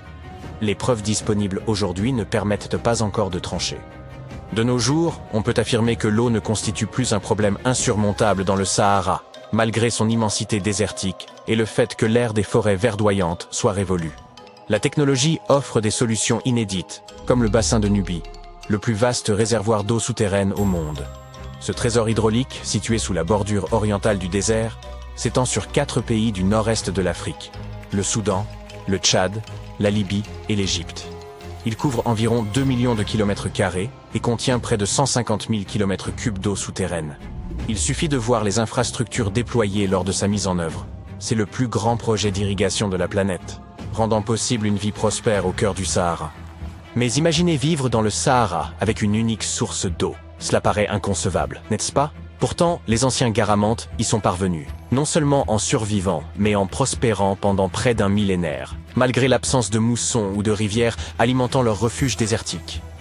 Ces ingénieux pionniers ont été les précurseurs de la vie urbaine au cœur des sables, au point d'attirer l'attention des Romains, qui ne pouvaient qu'admirer leur génie. Tandis que beaucoup les considéraient comme de simples nomades, les Garamantes bâtissaient un véritable empire sous l'un des climats les plus hostiles de la planète. Mais quel était leur secret? Ils ont fait preuve d'une remarquable ingéniosité en creusant un vaste réseau souterrain pour exploiter un aquifère de grès gigantesque. Ils extrayaient littéralement chaque goutte d'eau de la profondeur des dunes. Mais des études récentes révèlent que, bien qu'ils fussent laborieux et ingénieux, les Garamantes ont également bénéficié d'une bonne dose de chance. Les Garamantes disposèrent d'un aquifère souterrain qui acheminait l'eau jusqu'à une colline où ils mirent en place plus de 500 foggaras, des systèmes d'irrigation remarquables, certains s'étendant sur plus de 4 km. Ces dispositifs fonctionnaient comme une paille, permettant l'irrigation de leur culture pendant près d'un siècle, d'autant que de faibles précipitations suffisaient à recharger le système. Cependant, le manque de pluie finit par épuiser cet aquifère. Pour en exploiter à nouveau les ressources, il aurait fallu creuser davantage de tunnels et mobiliser un plus grand nombre d'ouvriers. Une tâche complexe dans un contexte marqué par des pénuries alimentaires et hydriques. Vous devinez sans doute ce qu'il advint des Garamantes dans de telles conditions. La disparition de la culture garamante semble liée à plusieurs facteurs. Les changements climatiques ont probablement joué un rôle, mais il est également plausible qu'ils aient surexploité leurs réserves d'eau. À l'époque, le Sahara était une région fertile, grâce notamment aux ingénieux systèmes d'irrigation mis en place. Cependant, l'eau fossile étant une ressource non renouvelable, les nappes phréatiques s'asséchèrent progressivement, précipitant vraisemblablement le déclin de ce royaume dès la fin du 7e siècle.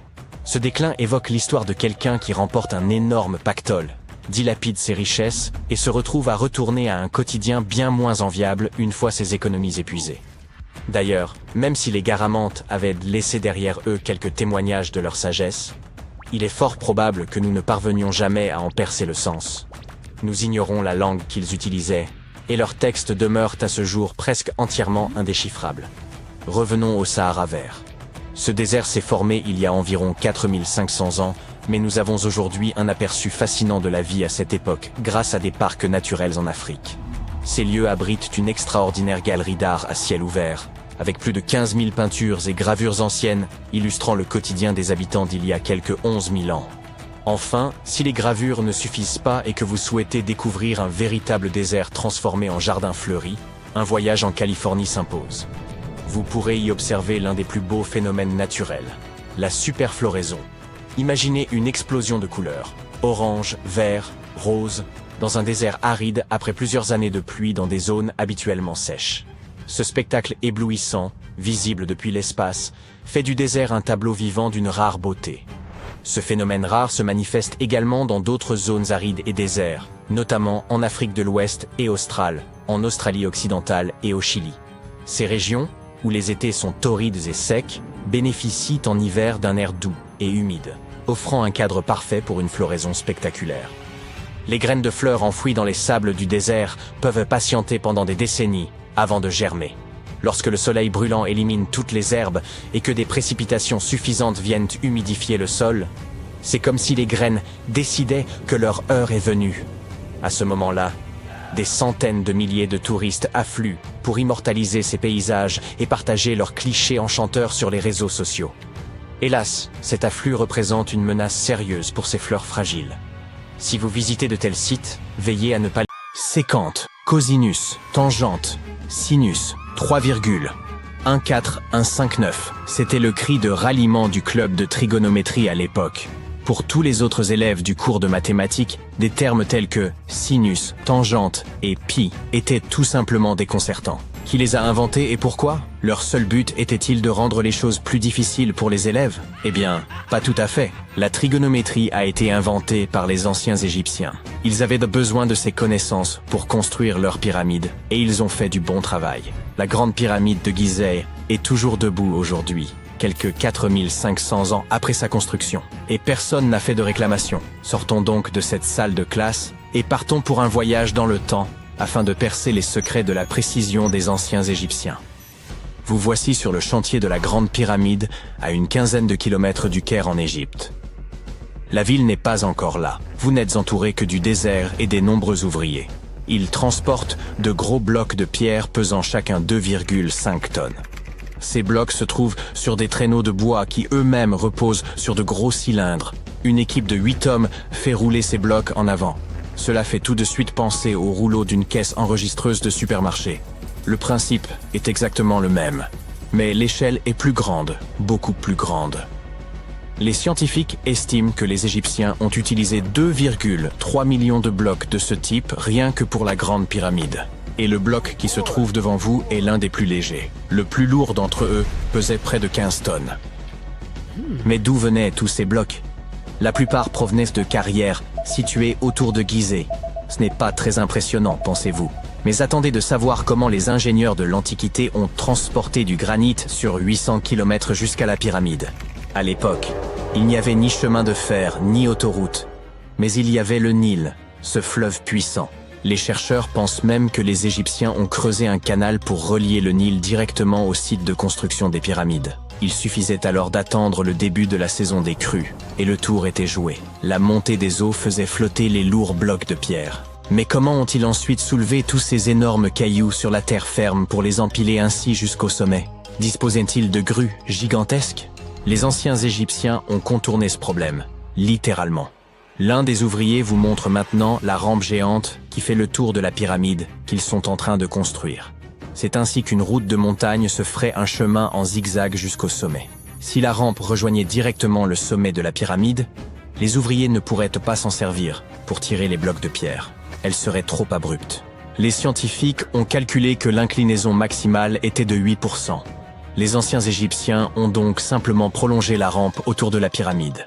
Encore une fois, il ne s'agit que de théorie, car la rampe aurait pu se trouver à l'intérieur de la pyramide, comme le suggèrent certains chercheurs. La méthode de construction exacte reste un mystère, gardé jalousement par le Sphinx. C'est son vrai nom, n'est-ce pas? Eh bien c'est faux. Le grand Sphinx n'est que le pseudonyme de la statue. Vous savez, ce nom que prennent les écrivains lorsqu'ils veulent se cacher leur véritable identité, ou le nom de scène d'un chanteur. Le véritable nom du Sphinx, traduit de l'égyptien, signifie Horus à l'horizon. C'était le nom de la divinité égyptienne du ciel. Le mystère ne s'arrête pas là. Un homme passe devant vous avec un seau de peinture. Il va ajouter une touche de couleur au grand Sphinx. Les chercheurs ont trouvé des taches de cette couleur rouge à côté de son oreille. Il s'agit d'une peinture très résistante, qui a tenu pendant des milliers d'années. Vous vous tenez maintenant en face du Sphinx. Vous levez les yeux. Il est très grand, n'est-ce pas? 20 mètres, pour être précis. Résistez à l'envie de prendre un selfie. Allez, vous pouvez le faire. Vous remarquez maintenant autre chose. On dirait que le Sphinx se trouve au centre d'un triangle géant. C'est l'un des côtés de la Grande Pyramide. Et non, vos yeux ne vous jouent pas des tours. Le Sphinx se trouve vraiment au centre de la face latérale de la pyramide. C'est ici que les mathématiques entrent en jeu. Une pyramide a 4 faces, appelées faces latérales. Il y a aussi une 5e face, la base, mais elle n'est pas visible. C'est, vous l'avez deviné, la face cachée. Le Sphinx a un dernier mystère à révéler, son âge. Les scientifiques s'accordent à dire que c'est le pharaon Képhren qui l'a construit. Il a régné après son père qui avait construit la Grande Pyramide, toute proche. Les deux structures ont donc été achevées à la même époque. Mais revenons à nos jolis nombres. Vous avez entendu parler de Cléopâtre, cette princesse égyptienne dont on dit qu'elle était d'une grande beauté? Elle a vu les pyramides, mais elle vivait plus près de l'époque du premier iPhone que de celle des bâtisseurs de pyramides. Fascinant, non? Vous pouvez voir des milliers de personnes autour de vous.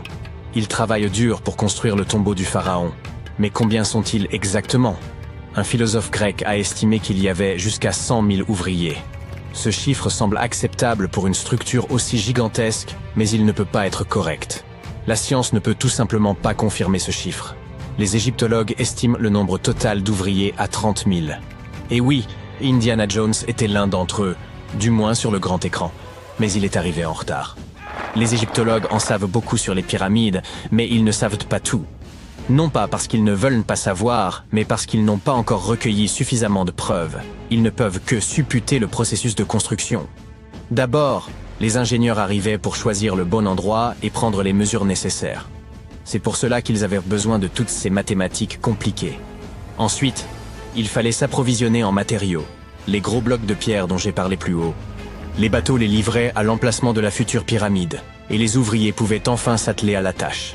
Ils travaillaient en petits groupes, mais ils étaient au moins 2000 à ciseler et à sculpter à tout moment. Cela ressemble à un chantier d'aujourd'hui? C'est très similaire, mais ça se passe il y a des milliers d'années. Il est étonnant de voir ce que les Égyptiens de l'Antiquité étaient capables de réaliser avec des outils en cuivre et en pierre. La pyramide est maintenant terminée. Mais s'agit-il de la même pyramide que celle que nous voyons aujourd'hui? Pourquoi cette structure brille-t-elle sous le soleil du désert? N'est-elle pas censée être d'un jaune poussiéreux? Eh bien non. Au fil du temps, l'activité humaine et les éléments ont complètement décapé la couche extérieure des pierres. Des artisans experts avaient poli ces blocs en utilisant uniquement de la pierre et du sable. Le résultat final était une pierre lisse et brillante. Le jour de son achèvement, la grande pyramide de Gizeh était un triangle de lumière parfait. Ses faces polies étaient crantaux comme des miroirs géants, reflétant le puissant soleil égyptien. C'est à ce moment-là que vous devez mettre vos lunettes. La chose brillante que vous voyez au sommet de la pyramide est en réalité faite d'or. On appelle pyramidion la pierre de couronnement que l'on place tout en haut d'une pyramide. Elle était recouverte de feuilles d'or. Comme vous pouvez le deviner, ce sont ces pierres qui ont disparu en premier. Avant de vous ramener dans votre salle de classe, nous allons faire un autre arrêt. Nous nous rendons dans les îles britanniques. Et non, ce n'est pas à Stonehenge que nous allons. Il s'agit de Newgrange, dans le comté de Meath. Les scientifiques estiment que les anciens peuples d'Irlande ont construit ce monument de pierre aux alentours de 3200 ans avant notre ère. Il est donc plus ancien que Stonehenge et que la grande pyramide de Gizeh. La fonction du monticule circulaire de Newgrange est la même que celle de la grande pyramide et est tout aussi mystérieuse. On estime à plus de 220 000 tonnes le volume de pierres détachées présentes dans la vallée. Et il ne s'agit pas de pierres jetées au hasard sur une pile. L'ordre dans lequel elles sont disposées rend la structure imperméable. Cela expliquerait comment Newgrange a pu tenir si longtemps. N'avez-vous pas soudain envie de vous procurer un étui bien étanche pour votre téléphone? Vous êtes de retour à votre pupitre. Mais le cours de mathématiques d'aujourd'hui est la dernière chose à laquelle vous pensez.